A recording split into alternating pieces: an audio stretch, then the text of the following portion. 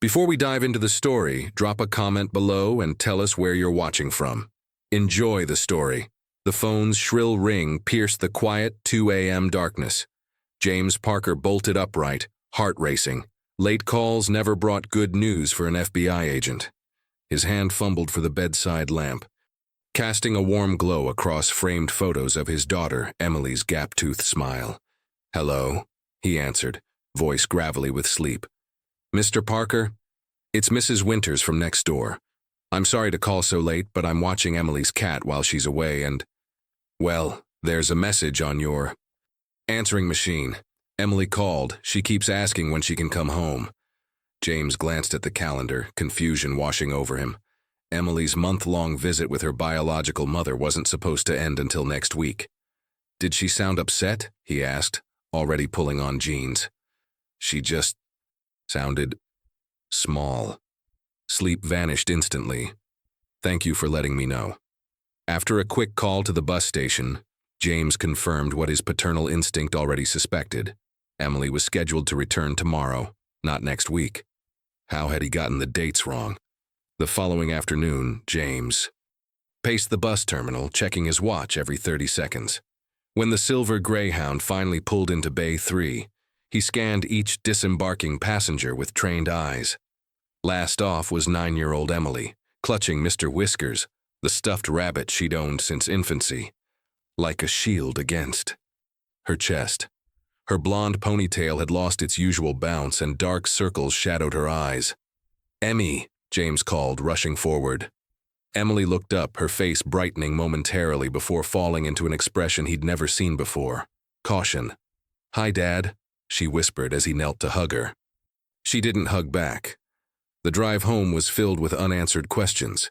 James tried gentle conversation, about the trip, about her mother. But Emily just stared out the window, Mr. Whiskers clutched tightly. As they turned onto their street, she finally spoke. "Dad?" "Yes, sweetie?" It tasted salty. Her voice trembled. "What did she give me?" The question sent ice through his veins, both the father and the federal agent in him instantly alert. At home, James made Emily's favorite dinner, star-shaped chicken nuggets and sweet potato fries. She sat at the kitchen table, but when he placed the plate before her, she pushed it away with unusual force. "I'm not hungry.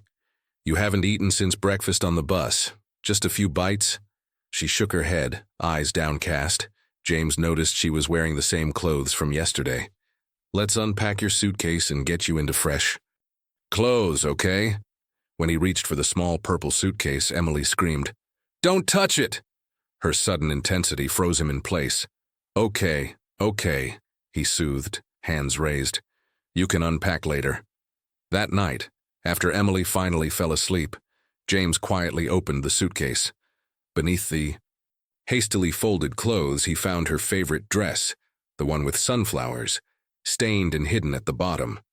Next to it lay a small plastic bottle with a handwritten label, "Special Sleepy Medicine." James's blood ran cold as he held the bottle to the light. What had happened during those 4 weeks away? And what exactly was in this bottle? James woke with a start. Something had pulled him from sleep. A noise? A dream? The digital clock glowed 4:17 a.m. Then he saw her, a small silhouette standing in his bedroom doorway, Mr. Whiskers dangling from one hand. "Emmy, what's wrong, sweetheart? Do I have to go back there?" Her voice was barely audible, trembling in the darkness. Before he could answer, she vanished like a ghost, leaving him staring at the empty doorway. By morning, James wondered if he'd dreamed the encounter. Emily sat at breakfast, pushing cereal around her bowl, but not eating. Dark circles remained under her eyes. "Did you come to my room last night?" he asked gently. She shrugged, not looking up. "Emmy, you know you can tell me anything, right? Anything at all." Her spoon clinked against the bowl. "I don't feel good. Can I stay home from school?" His mind flashed. Back 6 months to the day the court-appointed evaluator had recommended allowing the extended visit. "Linda has shown remarkable improvement," the woman had said, reviewing her clipboard. "Supervised visitation has gone well for 2 years now. A longer stay could help Emily fill the maternal void in her life. James had hesitated. She's been stable for a while, but your daughter needs her mother, Mr. Parker. Children thrive with both parents in their lives when possible. Those words had convinced him. That, and Emily's hopeful face when he'd told her about the visit. I think you should try school today, James said now, returning to the present. But if you feel worse, the nurse can call me. At FBI headquarters, James couldn't focus. He misplaced a case file, then accidentally put evidence from 2 separate cases in the wrong boxes, a rookie mistake. Earth to Parker, his, colleague Sophia said, waving a hand before his face. You've been staring at that computer screen for 10 minutes without typing. Sorry, just distracted. Emily back from her mom's? He nodded. And? Something's not right. She's different, withdrawn. She mentioned something about medicine. Tasting salty, Sophia frowned. Kids say weird things sometimes. Not Emmy, not like this. His phone rang, the school. His stomach dropped. Mr. Parker, this is Nurse Gladwell from Oak Ridge Elementary. Emily refused to drink water at lunch today. When I asked why, she said it might taste funny. She seems anxious. No fever, but I thought you should know. That evening, James tried again. Emmy, what did you mean about something tasting salty at Mom's house? Emily's face went blank. Not confused, but deliberately empty. She hugged Mr. Whiskers tighter and stared at the television, though it wasn't turned on. Did Mom give you medicine? Nothing, as if she'd gone somewhere deep inside herself where his questions couldn't reach. While Emily showered, James checked her backpack. Between homework folders and colored pencils, he found something unexpected, a stack of past-due utility notices. From Linda's apartment, the most recent threatening disconnection. Next to them was a small cloth pouch containing dried herbs and a handwritten note. Take this when the monsters come. His law enforcement instincts kicked into high gear. What monsters? Who wrote this note? The bathroom door opened. Emily emerged in her pajamas, hair wrapped in a towel. Dad, can I sleep with Mr. Whiskers on your bed tonight? Of course, sweetheart. He quickly tucked the pouch back into her bag. Later, as Emily finally drifted to sleep beside him, James checked the answering machine he'd forgotten. About 3 messages, his mother asking about Sunday dinner, a dental appointment reminder, and a 3rd message that made his blood run cold.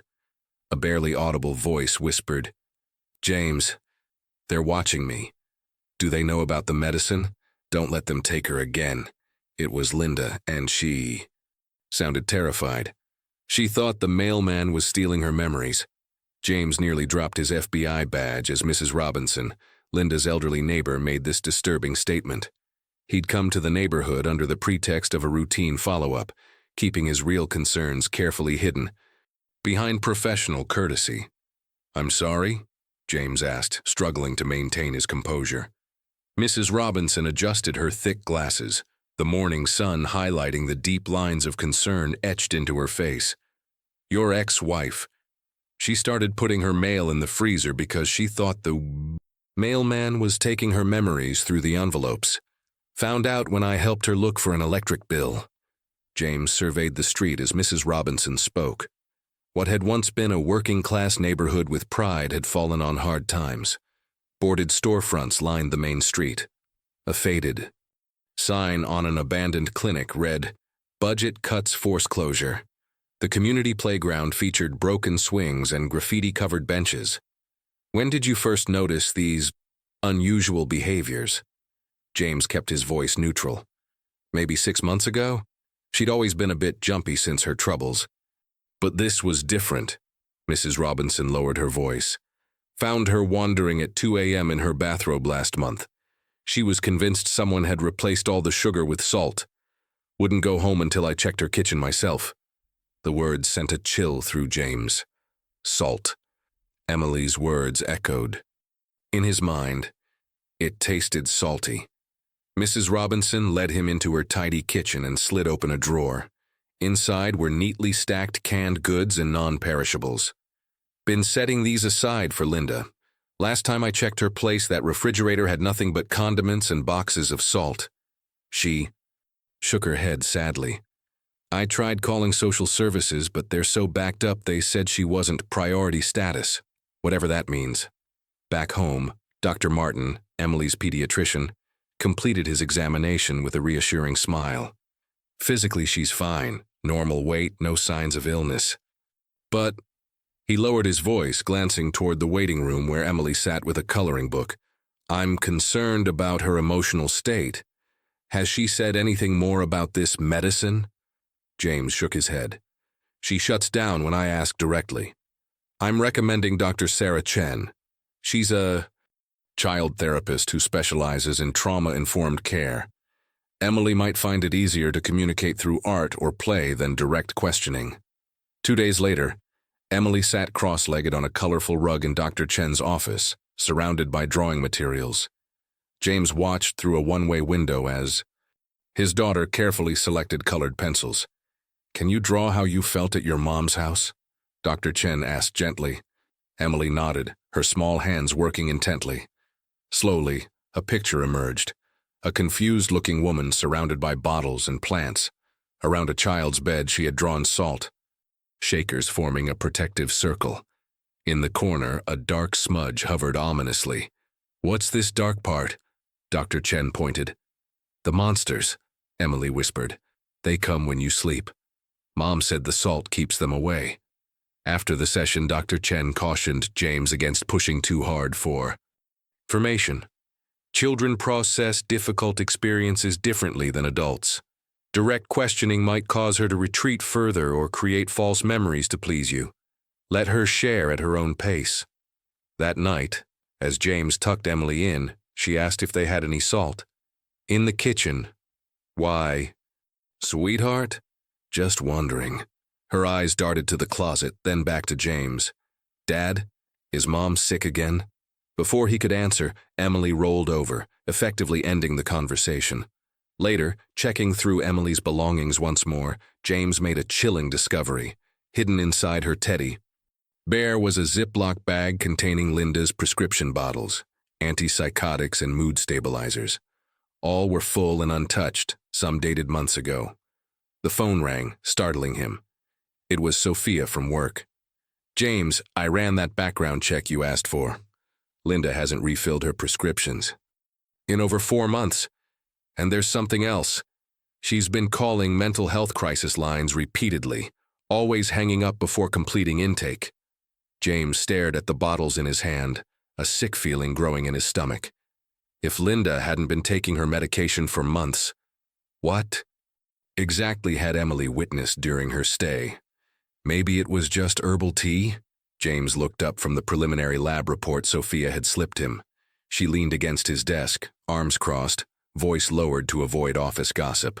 The techs found chamomile, valerian root, and a higher-than-normal sea salt content in that special medicine bottle, she continued. Nothing actually harmful, just a strange combination.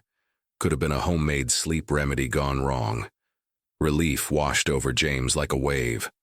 For 3 days, he'd carried a knot of fear in his stomach, imagining worst-case scenarios. Could the explanation really be this simple?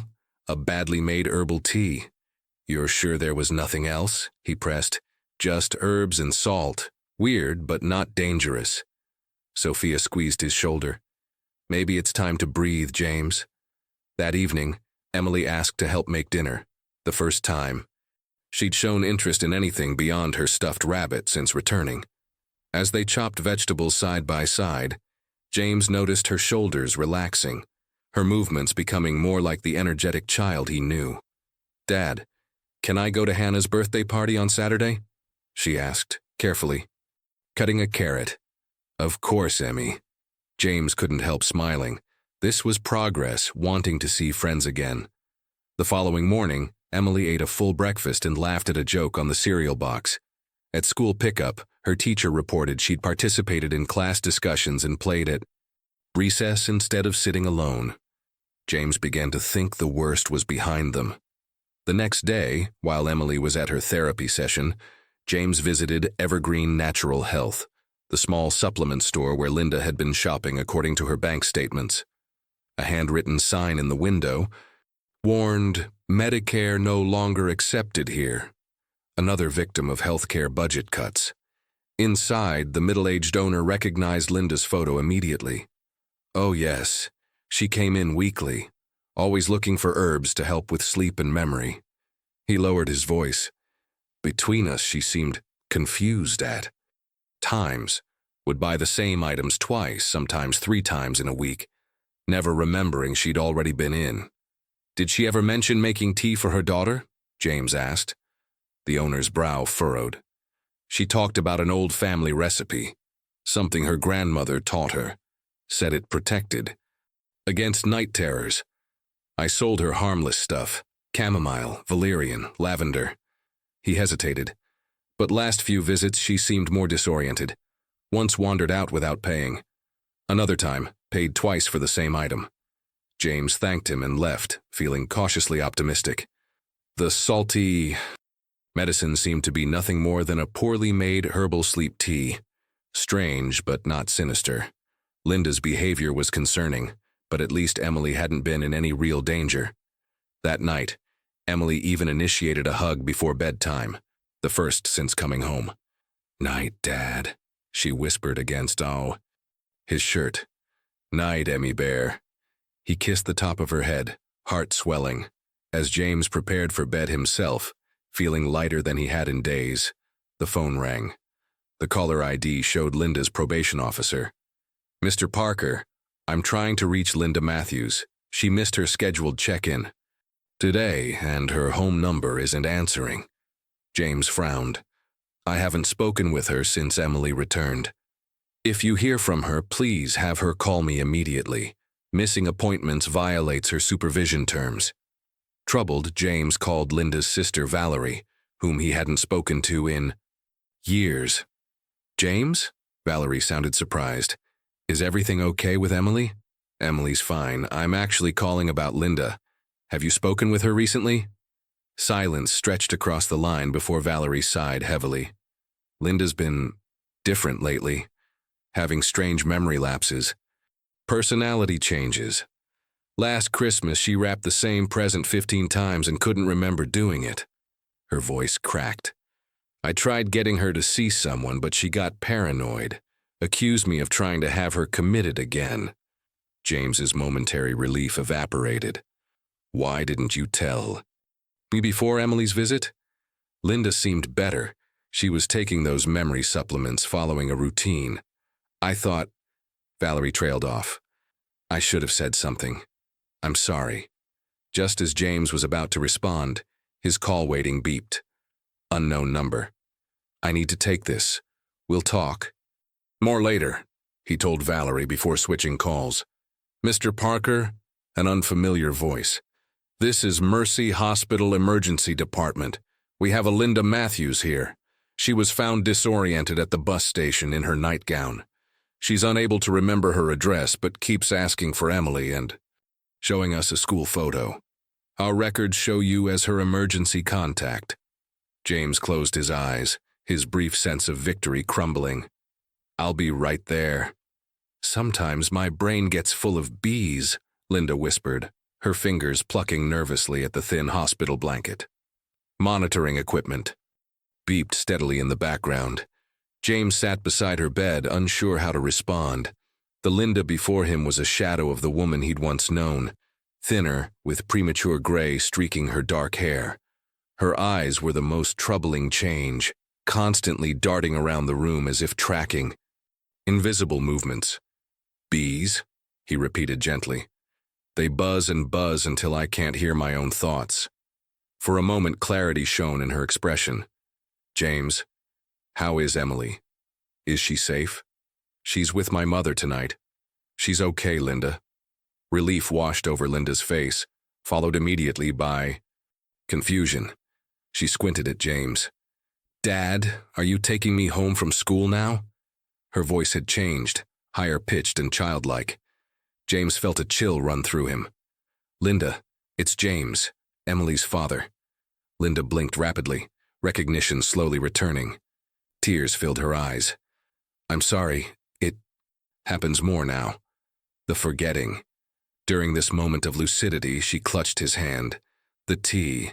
I was only trying to help her sleep. My grandmother's recipe keeps the nightmares away. Her grip tightened. But the recipes kept changing themselves when I wasn't looking. One day it said sugar, next it was different.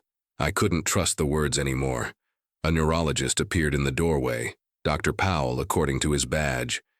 Coffee stains dotted his lab coat, and dark circles beneath his eyes suggested long hours. Mr. Parker, could I speak with you outside?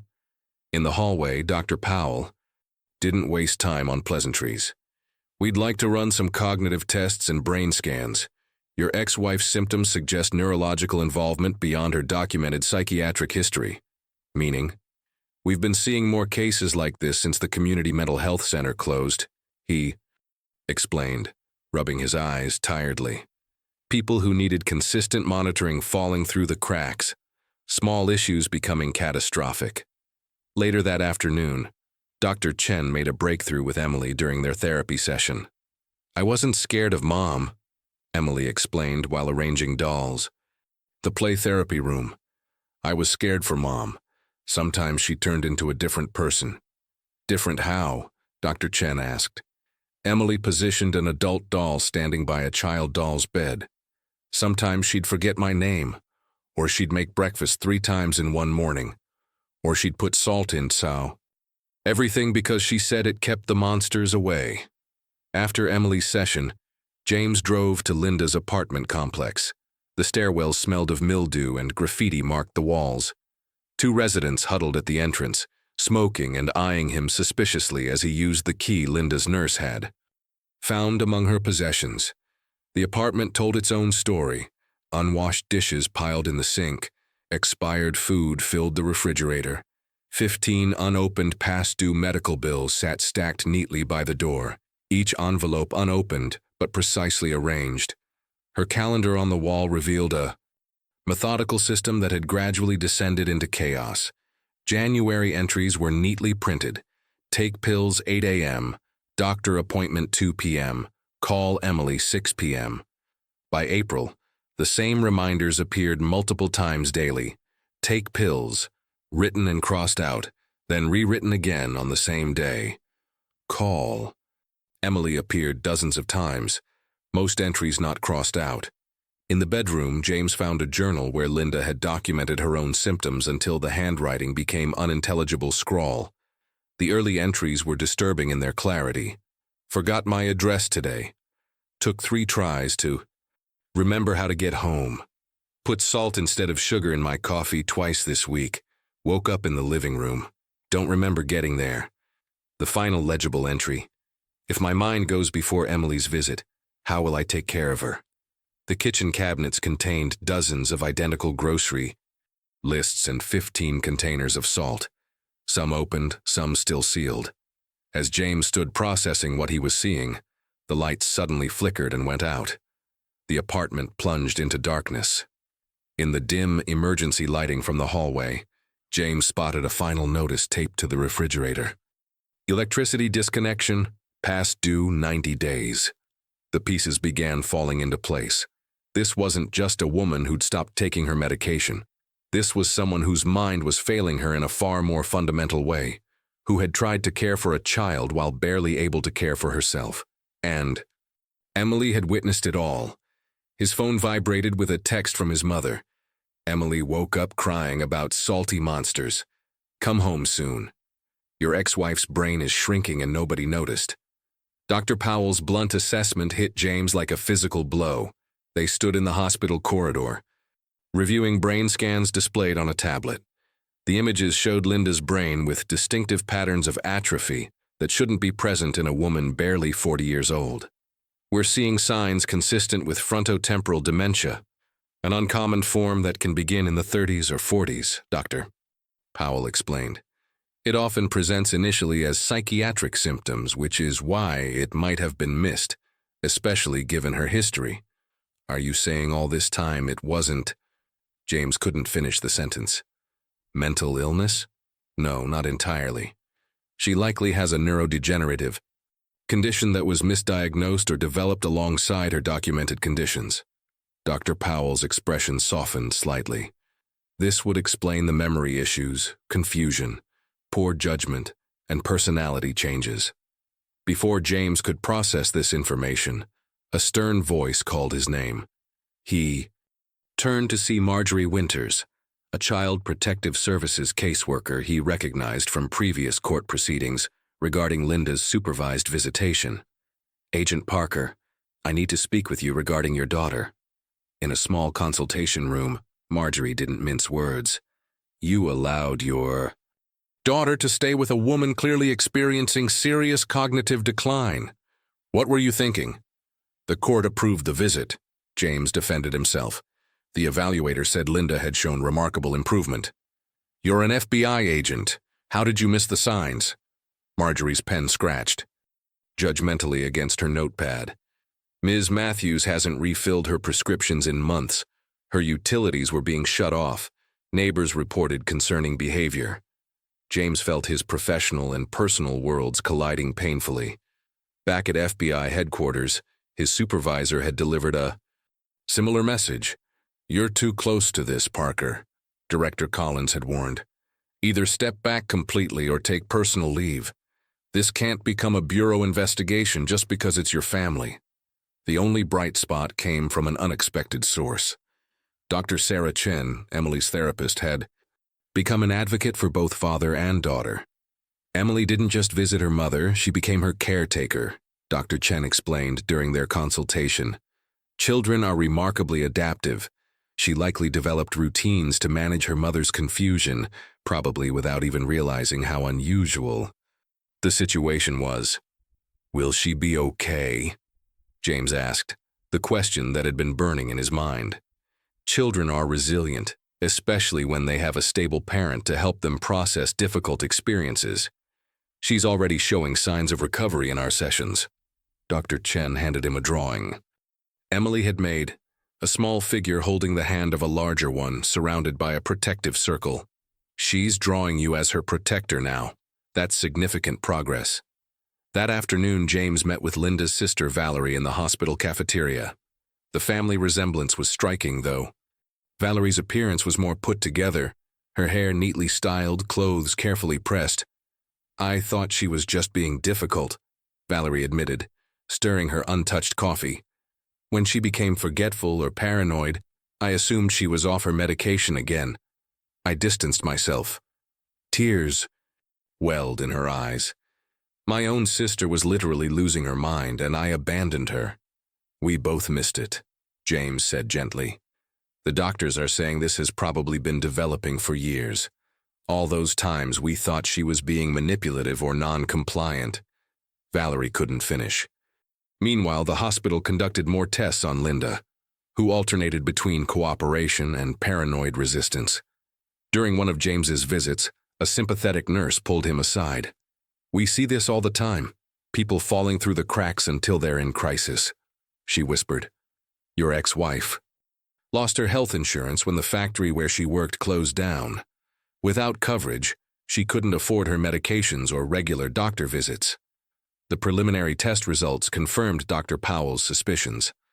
Linda's symptoms were consistent with early-onset dementia, challenging James's previous assumptions about her behavior being willful neglect. As he left the hospital, feeling the weight of this new reality, an orderly stopped him. "Mr. Parker, your ex-wife wanted you to have this." He handed over a shoebox covered in faded floral paper. Inside, James found carefully folded drawings Emily had made during her visit, each labeled with post-it notes in increasingly shaky handwriting. Emily's smile, Emily's future, what Emily needs. At the very bottom was a note in Linda's handwriting from a clearly lucid moment. "James, if you're reading this, something has gone wrong. I've been scared for a while that my mind is slipping away like my mother's did. Please tell Emily that even when I forget her name, I never forget that I love her. And I'm sorry for the salt. I was just trying to protect her the only way I could remember." James sat in his car, holding the letter, realizing that the story he'd told himself about Linda for years had been incomplete.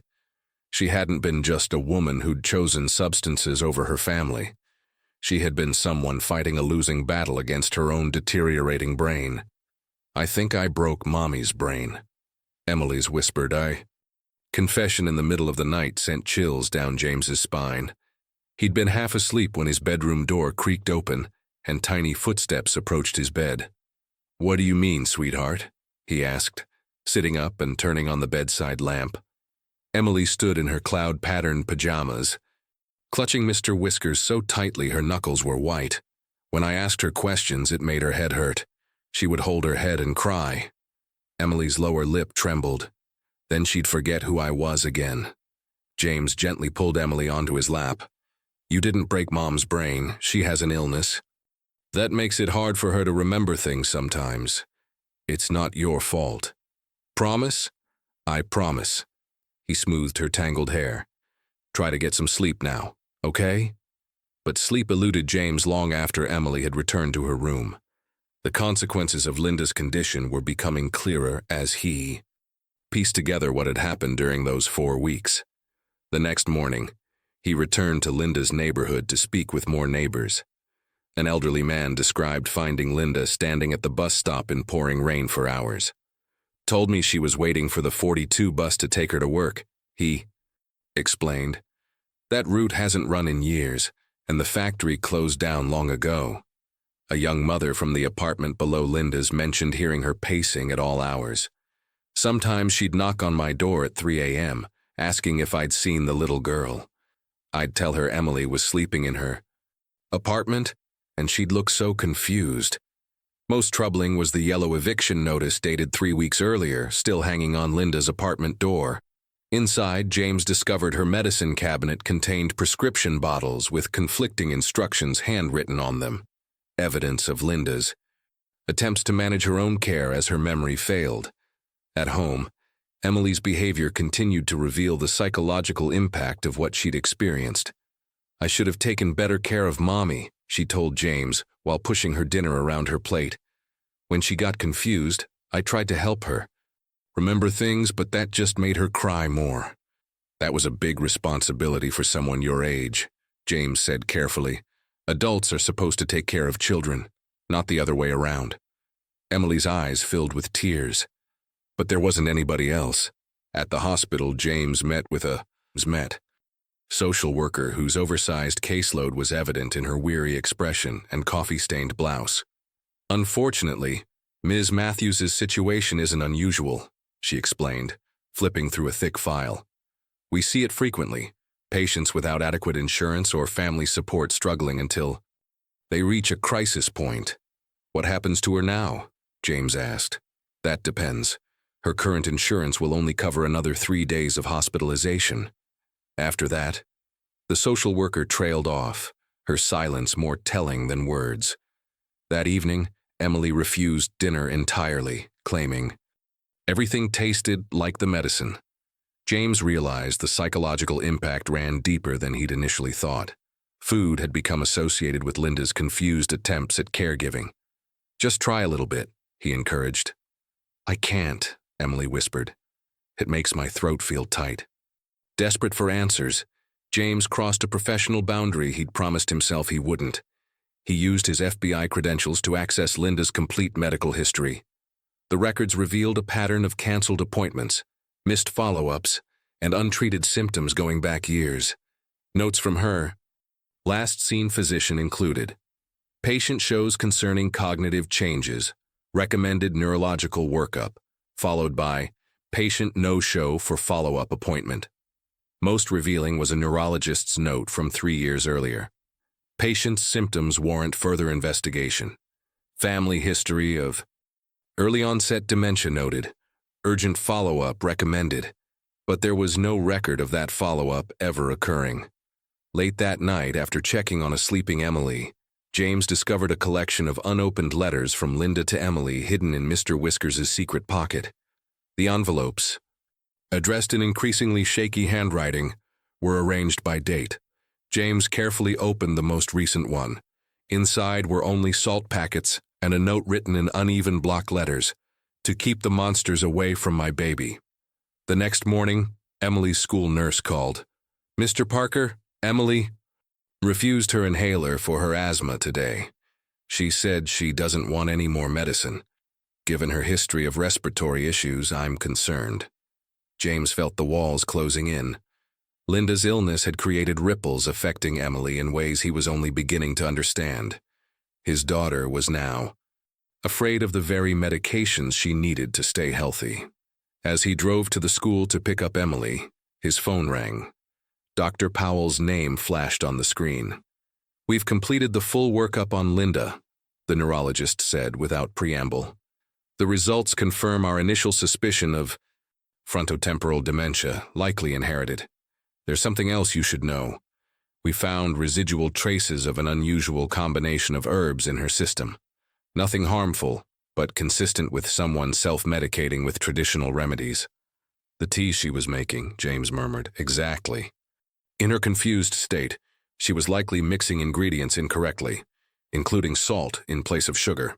For a child, consuming these concoctions regularly could cause electrolyte imbalances, though nothing permanent.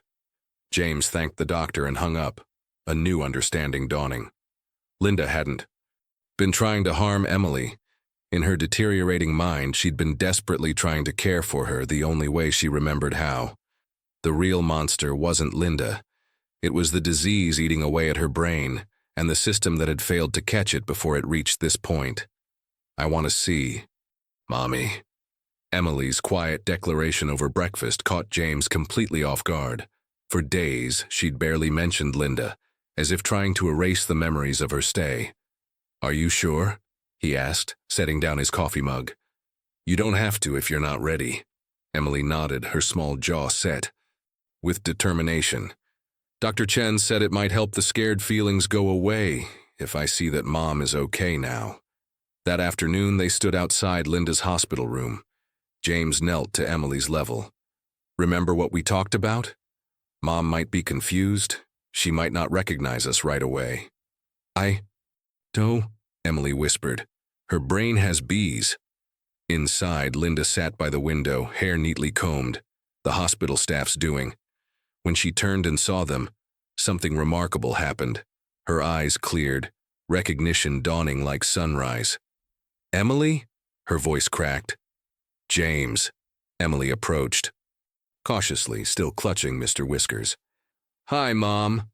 Linda's hands trembled as she reached for her daughter, stopping just short of touching her. I'm sorry about the tea, sweetheart.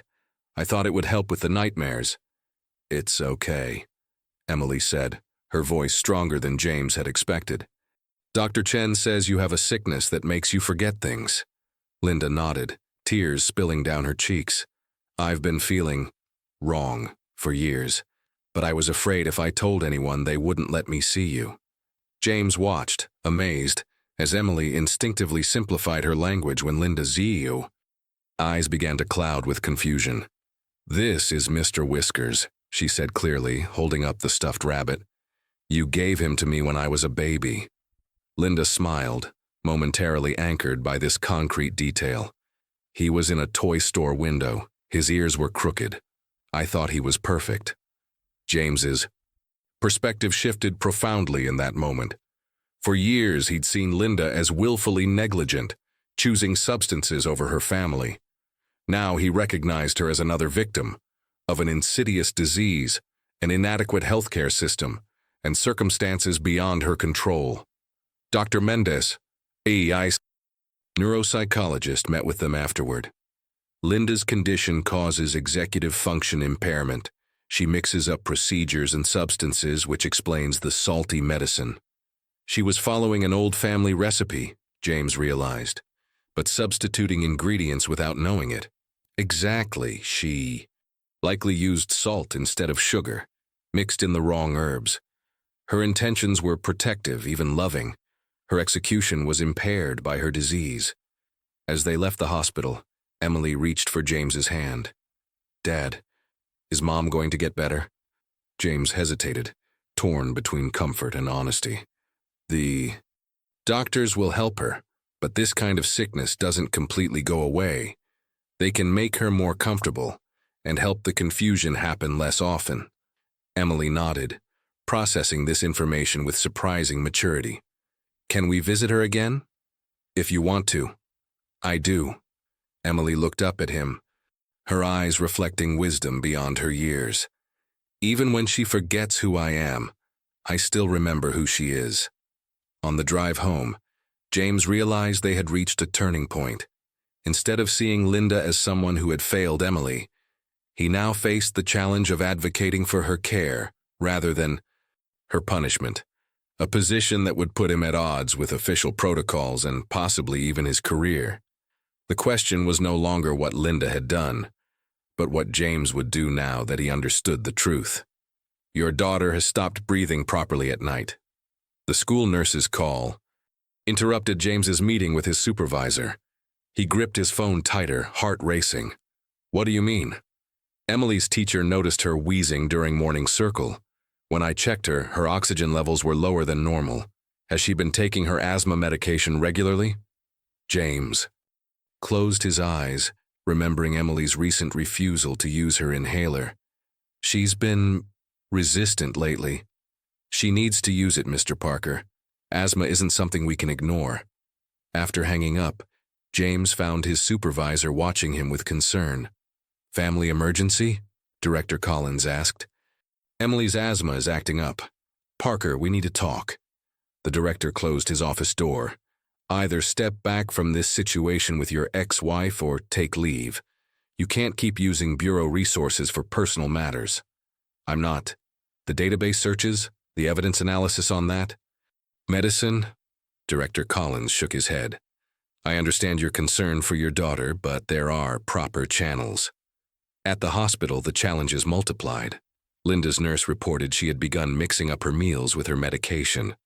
She tried to drink her pill cup and swallow her apple. Juice whole, the nurse explained. We've had to supervise all her meals and medications. In the financial office, a counselor with sympathetic eyes delivered more bad news. Ms. Matthews's insurance will only cover another 24 hours. After that, we need to discharge her. She can't live independently, James argued. She needs supervision. The waiting list for subsidized memory care facilities is 18 months, the woman replied with practiced detachment. Without private insurance or personal funds, she didn't need to finish. The system had no place for Linda. At school, Emily's performance declined dramatically. Her teacher reported she seemed distracted, jumping at loud noises and struggling to concentrate. Today, she spent recess organizing salt packets from the cafeteria, the teacher explained. When another child knocked them over accidentally, Emily became hysterical. That evening, while reviewing Linda's belongings, James discovered an old, stained recipe book. The pages contained handwritten family remedies, many featuring herbs and teas. Margin notes in Linda's handwriting showed how she'd attempted to follow these recipes despite her confusion, sometimes substituting salt for sugar, other times mixing expired herbs from her neglected garden. James called Emily's pediatrician, who confirmed his growing fear. Salt ingestion in large quantities can indeed worsen respiratory conditions, especially asthma, Dr. Martin explained. It wouldn't cause permanent damage at the levels you're describing, but it could exacerbate her symptoms. The next morning, exhausted from another sleepless night, James accidentally put salt instead of sugar in Emily's breakfast oatmeal. When she took a bite, her eyes widened in terror. It's salty. It's salty, she screamed, pushing away from the table so violently her chair toppled over. Emmy, I'm sorry. It was just a mistake. James rushed to her, but she backed away, breathing rapidly. No more medicine, she gasped, her breaths coming faster. No more salt.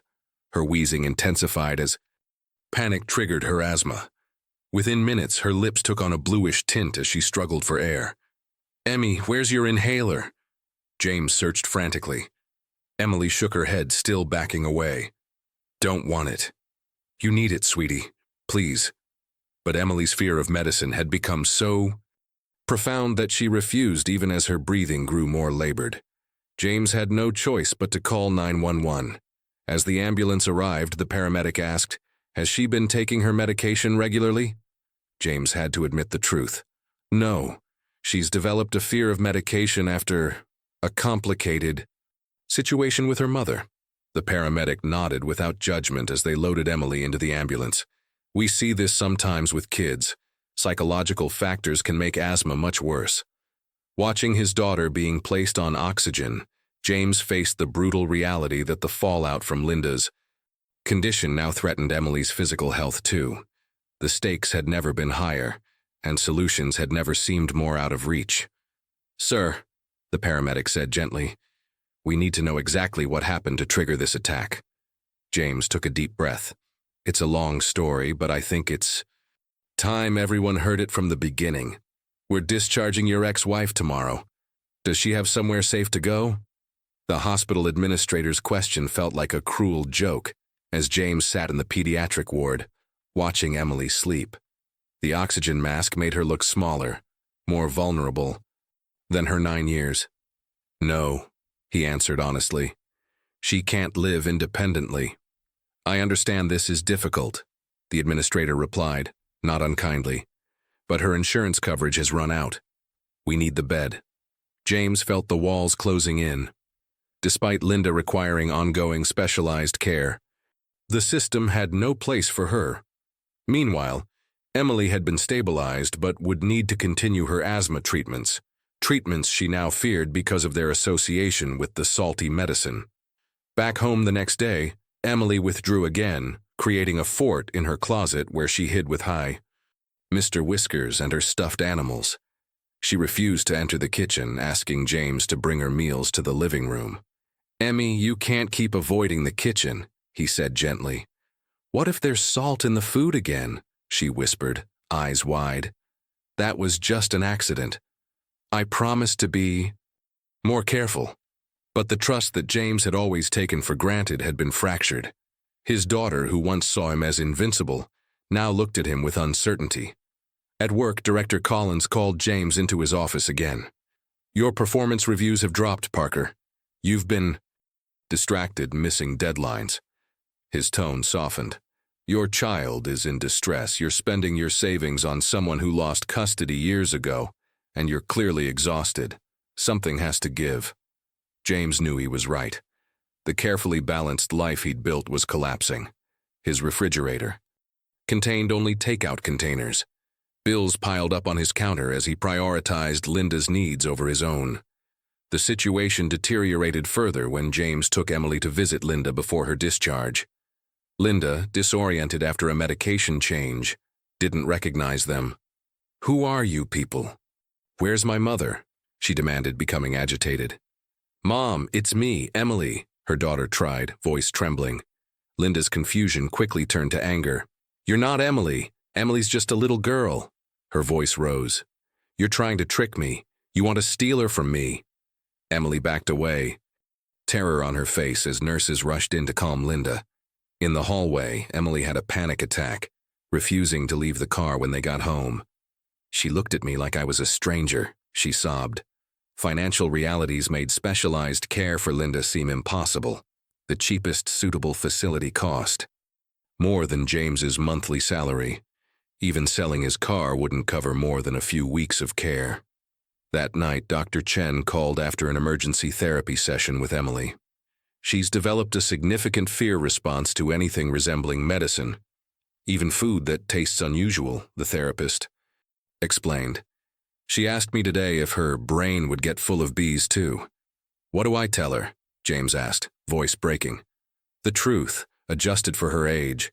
And James, you need support too. You can't carry all of this alone."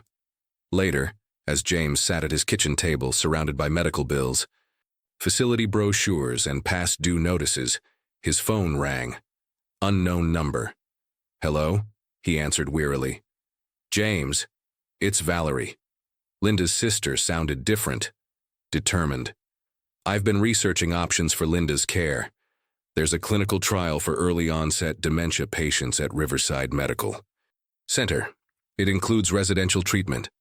For the first time in weeks, James felt a flicker of hope. "That sounds perfect. What's the catch?" Valerie's voice grew quieter. It's 3 hours away and there's only one opening left. They need an answer and a deposit by tomorrow. I'll find the money, James said instantly. There's something else. Linda would need a family guardian to make decisions for her. I'm willing to help, but I can't do it alone. As James hung up, he realized this might be their only chance, but pursuing it would mean even greater sacrifices, time away from work, financial strain, and explaining to Emily why her mother would be moving even farther away. In Emily's doorway, he watched his daughter sleeping fitfully, Mr. Whiskers clutched tight against her chest. The decision felt impossible, yet absolutely necessary. "We'll find a way," he whispered to his sleeping child. "Somehow. What if we map out all the people who could help?" Emily's innocent question sparked a transformation in James's approach. They sat at the kitchen table. Emily had finally ventured back in after 3 days of eating in the living room, with colored markers and a large sheet of paper. "Like your detective boards at work," she explained, carefully writing Linda in purple letters at the center of the page. James smiled, watching his daughter's methodical approach. This FBI technique for mapping connections in complex cases was now being repurposed for their personal crisis. "That's brilliant, Emmy." Soon a colorful web spread across the paper. Linda in the center, connected to doctors, social services, family members, and community resources. Each person represented a potential piece of the solution. "Mrs. Robinson could check on Mom's plants," Emily suggested, adding a green line to their elderly neighbor. "And Sophia from work could help with paperwork during lunch breaks," James added, drawing a blue connection. For the first time in weeks, James felt a strategy forming. Instead of fighting the system alone, he began reaching out systematically to the network they'd mapped. The following day, James contacted a nonprofit specializing in early-onset dementia support. A volunteer with kind eyes met them at a coffee shop. "This disease doesn't just take one person, it consumes entire families," she explained, reviewing their situation. "But you're doing something many families don't. You're facing it together." She provided resources James hadn't known existed: caregiver support groups, transportation assistance, and legal aid for healthcare directives. Emily, inspired by her father's renewed energy, began opening up. More in therapy. Dr. Chen reported significant progress. "Emily brought this to our session today," the therapist said, showing James a drawing of a woman's head with tiny bees flying out toward flowers. "She said she drew Mommy's bees leaving her brain." "What does that mean?" James asked. "She's processing Linda's illness in her own way, imagining the confusion leaving, finding a better place. It's actually a very healthy coping mechanism." At the hospital, Linda experienced a remarkable day of lucidity before her discharge. She recognized James immediately and asked about Emily. "I tried so hard to take care of her," Linda said, her eyes clear and sad. "I labeled everything in the kitchen with sticky notes. What was safe, what wasn't. But then I couldn't remember what the labels meant." She described her gradual awareness that something was wrong with her mind, her fear of seeking help, and her desperate attempts to follow family traditions like her grandmother's protective tea. "I thought if I could just remember the recipes correctly." She trailed off, tears forming. "I never wanted to hurt her." "I know that now," James said gently. "And Emily knows it too." Meanwhile, their mapped network sprang into action. Mrs. Robinson organized a meal train for James and Emily. Sophia helped sort through insurance paperwork during lunch breaks. Emily's teacher created a special project allowing her to express her feelings through a memory book for her mother. Even James's mother, initially reluctant to get involved with Linda's problems again, stepped up to provide childcare, while James attended meetings about Linda's care options. The clinical trial Valerie had found offered the most promising solution. During a conference call with the research team, James learned the program would provide comprehensive care for up to a year, with possible extensions. "We focus on slowing progression and managing symptoms," the lead researcher explained. "While we can't reverse the damage, we can often improve quality of life significantly. That evening, Emily asked thoughtful questions about her mother's condition, showing the beginning of her own healing process. "If Mommy forgets who I am," she asked, as James tucked her in, "can I just tell her again?" James felt his throat tighten. "Yes, sweetheart. And even if she doesn't remember your name, she'll still feel that you're someone special to her." Emily considered this. Like how Mr. Whiskers doesn't know my name, but he still knows he belongs to me? Something like that, James said, amazed at his daughter's capacity for understanding. As he turned out her light, Emily said quietly, "Dad, I'm not scared of the kitchen anymore, and tomorrow I think I can try using my inhaler again." It was a small victory, but to James, it felt enormous. The first sign that they were finding their way back to solid ground. Later that night, reviewing the application for Linda's placement in the clinical trial, James realized they still faced significant challenges. The program required a substantial financial contribution that would strain his resources to the breaking point. But for the first time since this journey began, he didn't feel alone in the struggle. The colorful web on the kitchen table proved that. "We'll find a way," he whispered to himself. "Together. Your mother's place in the program expires at midnight tomorrow." The clinical trial coordinator's deadline created a new sense of urgency. James paced his living room, phone pressed to his ear. "There must be some flexibility," he argued. "I'm sorry, Mr. Parker.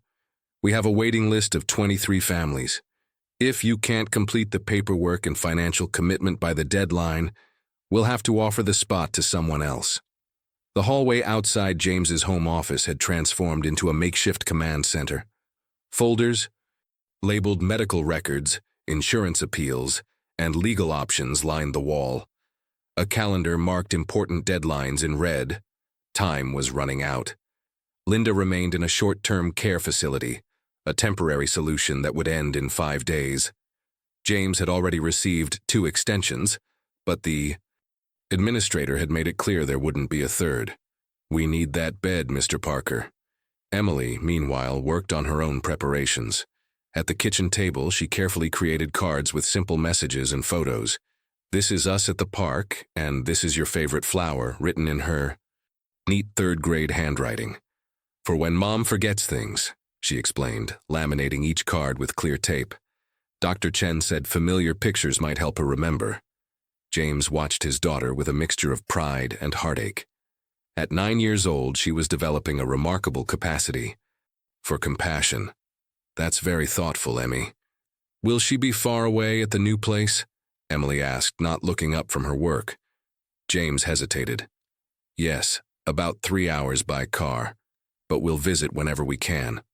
Emily nodded, accepting this reality more easily than James had expected.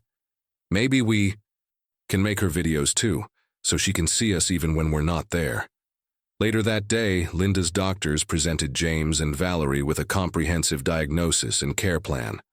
Frontotemporal dementia progresses differently in each patient, Dr. Powell explained. With proper care and medication, some symptoms can be managed, giving Linda longer periods of clarity. "Will she ever get better?" Valerie asked, voicing the question James couldn't bring himself to ask. The doctor's expression was gentle but honest. "This isn't a condition that reverses, but with the right support, we can improve her quality of life significantly." James found himself confronting lingering anger toward Linda, not for her illness, which she couldn't control, but for not seeking help sooner. That anger dissolved when he discovered a journal entry from months earlier. "If they know my brain is breaking, they'll never let me see her again." Linda had hidden her symptoms out of fear that acknowledging her decline would cost her precious time with Emily. The realization made James's heart ache with a complicated mix of emotions. The application for the clinical trial presented a painful financial reality. Even with insurance, the required contribution would deplete James's savings, including the money set aside for the lakeside cottage where Emily spent summers, the last physical connection to her late stepmother, Catherine.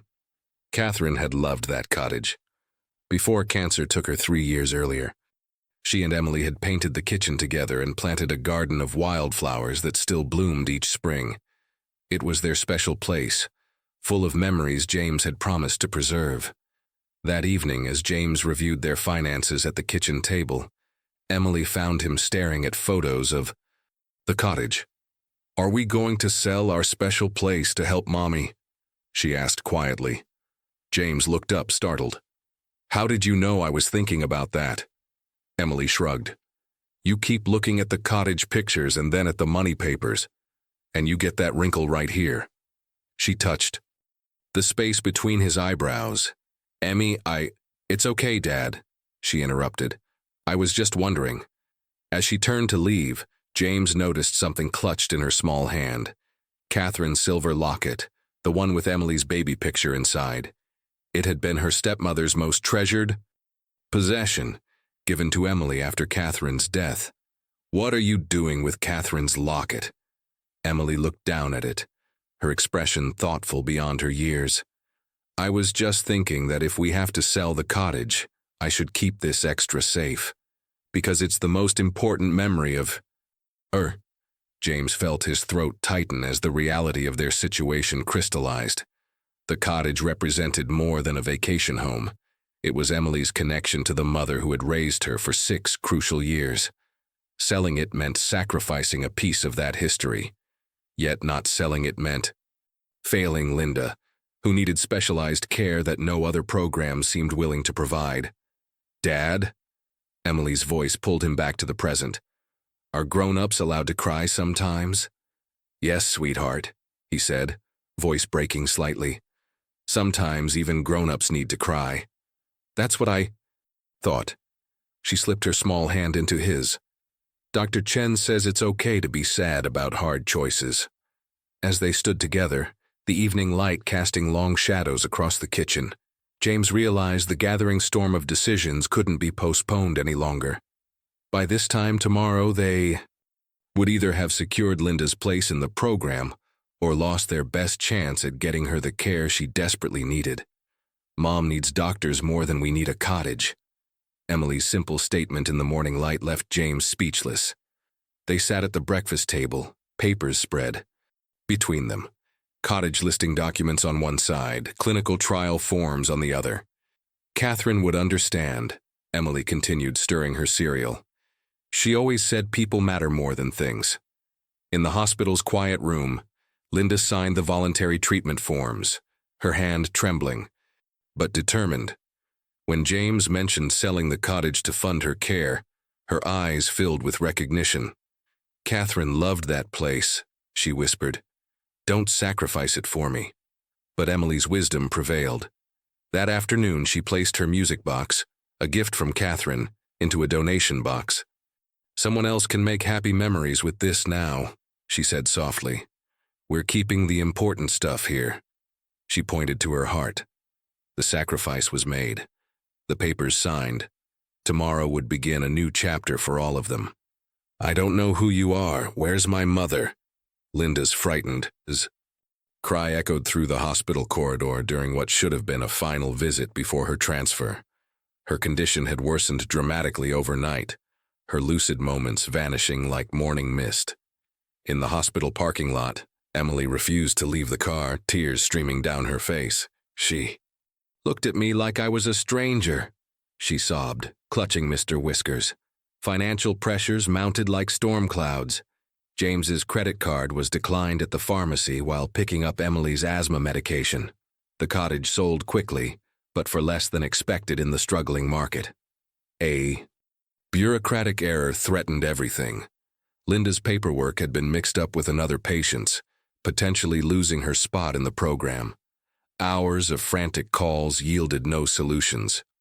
That night, James found Emily in the kitchen surrounded by salt containers. "I thought if I made it right, it would help fix Mommy's brain," she explained, her small hands covered in white crystals. Later, sitting in his car outside the hospital, overwhelmed by uncertainty, James felt a small hand on his.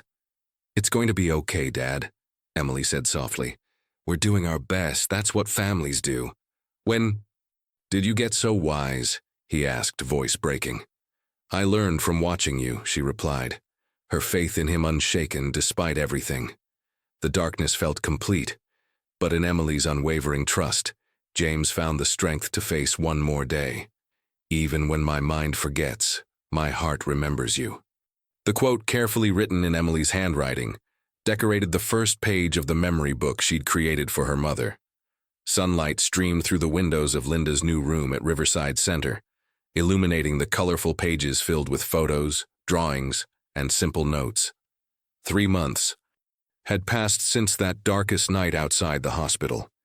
Despite the bureaucratic mix-up that nearly cost Linda her place in the program, a last-minute intervention from Dr. Powell had secured her spot. The neurologist had personally called the program director, explaining the unique circumstances of Linda's case.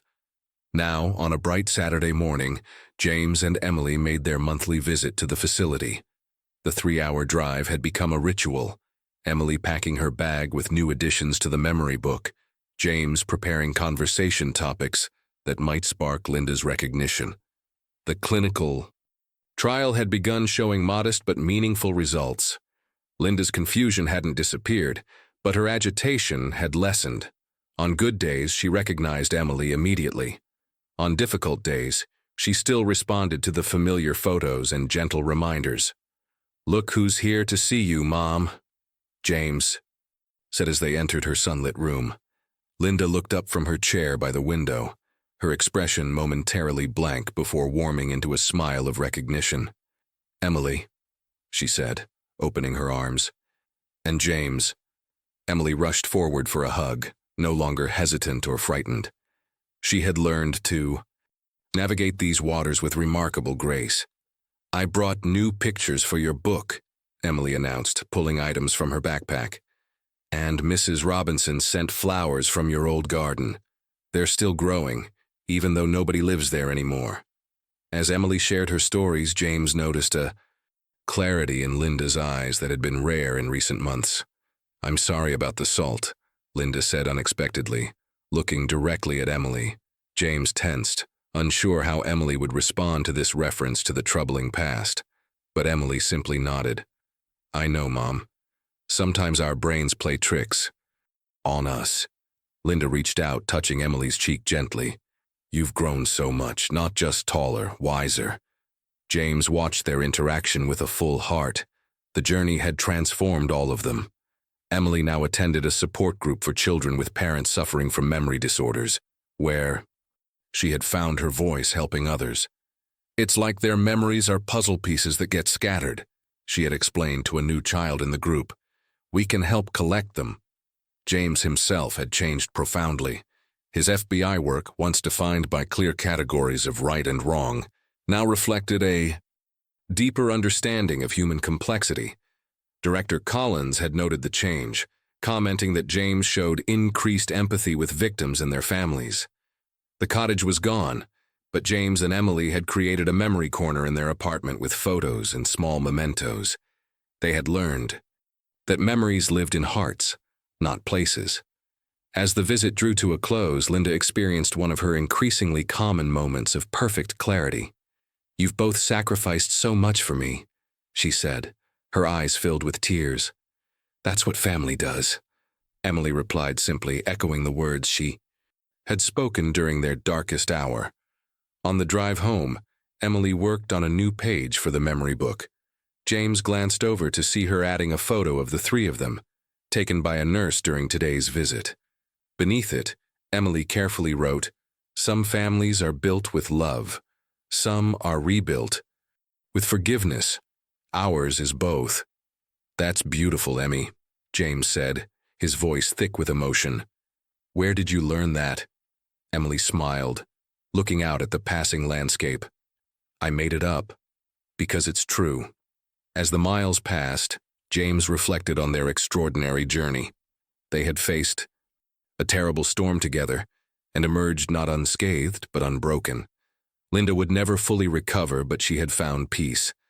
Emily had discovered a resilience and compassion beyond her years, and James had learned that strength wasn't about handling everything alone. It was about accepting help and facing difficult truths with courage. The road ahead wouldn't be easy. There would be days when Linda didn't recognize them, when financial pressures mounted, when Emily struggled with the complex emotions of being a child with a parent who was both present and absent. But James no longer feared those challenges. Whatever came next, they would face it together, not as perfect people, but as a family bound by something stronger than circumstance, love and forgiveness, just as Emily had written. Some of the wisest lessons, James realized, came from the most unexpected teachers.